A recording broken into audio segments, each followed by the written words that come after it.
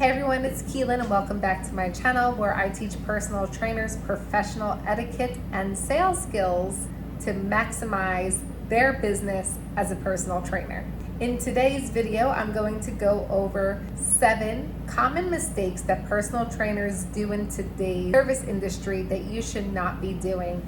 My technique is very old school, is very old-fashioned. I personally believe that the old school and old-fashioned technique of personal training is the most beautiful way to train because that's what people are expecting for a personal trainer to behave. Society is trying to change, but at the end of the day, most people, when they are investing in a personal trainer, they are expecting for a trainer to portray a certain persona, and that's what they're going to invest in. I have worked with hundreds of trainers and I have worked with thousands of clients of all monetary backgrounds. And the one thing that every client has to say is that they prefer the old school technique, and if the old school technique is instilled in every training session, they are more inclined to say. So I am here to help you just make sure that you are implementing the proper technique, so every time that you get a new client, not only are they going to stay with you,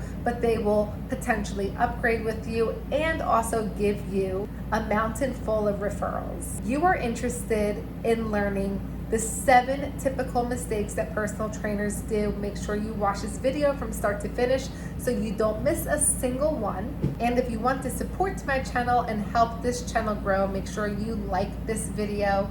It helps out the YouTube algorithm like you would have no idea. And go ahead and click that subscribe button, turn on your post notifications. Therefore, you will be alerted every single Friday when I upload new content. So let's not waste any more time into this introduction and let's just get right into step number 1. Number 1, I know a lot of people are going to disagree with me and I'm totally okay with that. I do just want to stress that I am all about old school style personal training. I can't stress this enough. I have worked with hundreds of personal trainers and I have worked with thousands of clients, and this is just what they prefer. If you prefer to go with the new age style, that is on you, and I still think that's great. But if you're looking for an abundance full of clients, and if you're really trying to deliver quality personal training sessions, and if you're trying to run a professional personal training business, you're going to have to take old school practices into your daily fundamentals. Do not ever take out your cell phone during a personal training session. Now, whether you are working at a gym or whether you are working for yourself, taking out a cell phone looks incredibly unprofessional. You have to keep in mind that when you are giving somebody a personal training session, you are consistently on display. Therefore, if you work for a gym and you take your phone out because maybe you want to film your client, or maybe you're checking the time, you're utilizing a timer, whatever it may be, other people just see you looking at your phone. They don't know what you're looking at. And if somebody's interested in hiring a personal trainer, they're not going to go with somebody that they believe is just showing their clients whatever it is on their phone, whether it be a text message from your girlfriend or your boyfriend, maybe it's a picture that you saw on Twitter. Although you may be showing your client a specific exercise, the outside audience does not know that. And that's very important to keep in mind, your outside audience, because if you're trying to build a larger clientele, you're going to have to really keep in mind what everybody else around you is thinking. Now, if you're training somebody in the park at Central Park, you don't know who's sitting on the bench in front of you. Maybe they're interested in hiring a personal trainer, but they see you that you are on your phone and you're focused on your phone and you're showing your client whatever you want to show your client on the phone. That outsider person doesn't know what you are showing your client. They're just simply seeing you use your phone, and that's not a good sign. So the best thing to do is just keep your phone away. Even if you are at a client's house and you're training them personally, you don't want your client to potentially think that you're texting somebody and deviating your attention off to your device. You want to respect your client because your client is giving you money for your time to help them, and you want to make sure that your focus is 100% on the client. Now, the only time that your phone could be acceptable is maybe after the end that your client is done working out and you're confirming the client for the following week and you're just adding them into your calendar. That's totally fine. But you want to wait until the client is completely done exercising in order to take out your phone. Make sure you live by this. This is very important. If you are a new personal trainer, I do not want you getting distracted by other trainers that are actually practicing this poor technique and implement the no cell phone rule technique. I promise if you're consistent with this, you're going to have an abundance full of clients, and all of your clients are going to believe that every single time that they work out with you, that your attention is 100% on them. And that's really what they want during their paid personal training sessions. Number 2, do not ever be late for a paid personal training session or even a complimentary personal training session. Never want to showcase that you have poor time management skills. People are there to meet with you because they're paying for your time in exchange for you to help them get to their goals. Most people live a very busy lifestyle, and therefore when they commit to an appointment, they expect you to be ready and on time. Let me give you a perfect example. Imagine going to the doctor's office and you have a 3 p.m. appointment. You're at the doctor's office at 2:55 p.m. because you are respecting the doctor's time and you are respecting the doctor's schedule, but the doctor is 15, 20, 30 minutes late and you're just sitting in the waiting room wondering, when are you going to be taken in for your appointment? Maybe you have dinner engagements. Maybe you had a meeting to attend to and you have booked this doctor's appointment for 1 hour. But now this doctor is late and now you have to readjust the entire remainder of your day because the doctor was late for your scheduled appointment. I know for myself, I always hate when a doctor sees me late. I always hate when the dentist sees me late. So make sure you always keep in the back of your mind that when somebody is late to your appointment, how upsetting it is for you.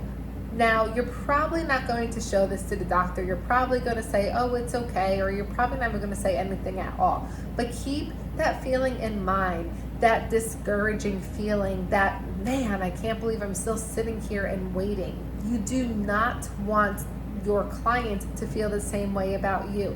When your client is on time and ready to begin, if your client has a 3 p.m. appointment, then you begin at 3 p.m. and you end exactly at the time that your client is supposed to end. Number 3, another common mistake that personal trainers make, that they don't record their client's progress. Now, here's what happens. A client hires a trainer. And let's say this client wants to lose, 20 pounds, and they want to lose the fat in their midsection, they want to shrink their arms, they want to tone their legs. The first month this client works out with a trainer, this client gets phenomenal results. This client is doing workouts that he or she has never done before. And when you're doing different workouts, your body is going to burn more calories than it typically would during your typical routine exercise, and therefore you're going to get exceptional results right away. Now, getting exceptional results right away doesn't mean you're going to achieve all of your goals right away. It is very typical that a client can lose 5 pounds their first month working out with their new trainer, or even sometimes 7 pounds their first month working out with the new trainer. Month 2 comes around and your client loses 2 pounds, but maybe those 2 pounds is just fat loss. And when your client is losing fat, that's where they can see the visual change. Your clients can't actually see weight. You can see that you lost 7 pounds off of the scale, but you can't see 7 pounds leave your body. Therefore, if you are only checking your client's weight and your client saw that they lost 7 pounds the month before and they only lost 2 pounds this month with you, they could get really discouraged and potentially leave you if they don't lose another 7 pounds on month 3. Now, this is something I go much more in depth with my individual mentorship program, which you can check out on my website. I've put it in the description below. But I do understand that a lot of people cannot afford my services right now, and that's totally okay. That's why I'm making these YouTube videos, to give as much complimentary advice as I possibly can. But at the end of the day, guys, you really want to make sure that you are taking all of your client measurements every single month so your clients can see that they're making improvements every month. Number 4 should really just be self-explanatory, but I don't understand why this actually happens and it cringes me to death. Why do trainers eat in front of their clients? Come on, guys.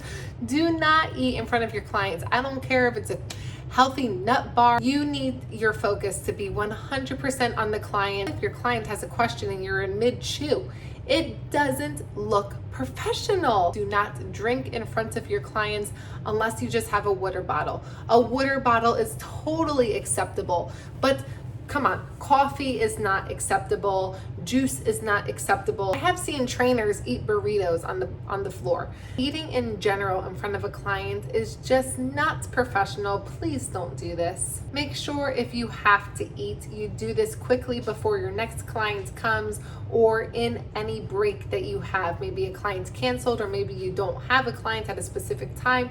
Save your eatings and save your drinkings for your break. Once again, this is something that I go much more in depth in the psychological analysis with your clients, what happens when you eat in front of them in my mentorship program. But just for right now, make sure you are not eating in front of your clients. Now, number 5, I'm sitting down for a visual effect, but I'm sure you could imagine, do not sit in front of your clients. I don't know why personal trainers think that this is okay. Sitting in front of your clients definitely does not look professional. It makes you look incapable of actually standing up, and personal trainers have to be showing that they are capable human beings. So do not take out a stability ball and sit on the stability ball. Do not just sit down on the floor, applesauce, whatever that phrase is. However, if you do have to go onto the floor, there is this whole professional kneel. Psychologically, if your client is doing crunches or if your client is doing a plank, standing up can just be very too aggressive, and so therefore you want to be in that kneeling position so you're not consistently looking like an aggressor. But sitting down on your bum doesn't look very nice. Also, when I see trainers sitting down on the floor, it just looks like that they are weak. It looks like that they're not paying attention. It looks like that they're not having a good time. And that's not where I would like to spend my money. Do not train anybody without being in a proper uniform. A uniform is going to make you look sharp and well put together. If you are just looking like you just rolled out of bed, why would somebody invest in that? If your full-time career is in the fitness industry, and you want to make a full-time living, a personal trainer, you have to invest in your athletic wear. So if you are a female, go out there and invest in some nice Lululemons. If you are a male, same thing. Lululemons make incredible professional athletic pants. You can also buy some nice Under Armour or Adidas. Make sure you're dropping money on your presentation. Your presentation is this. This is what people look at first before they even think about committing in investing in you. And the last one, which is by far one of the most important ones, do not break any unprofessional boundaries. Let me be very clear about this, and let me be very blunt about this. Do not date your clients. Do not go to your clients' birthday parties. Do not get drunk with your clients. When you break professional boundaries and you decide to become friends with your client, they don't see the purpose in hiring you anymore. Make sure you keep your friends separate than your business. You can be friendly within your business. You can talk about life.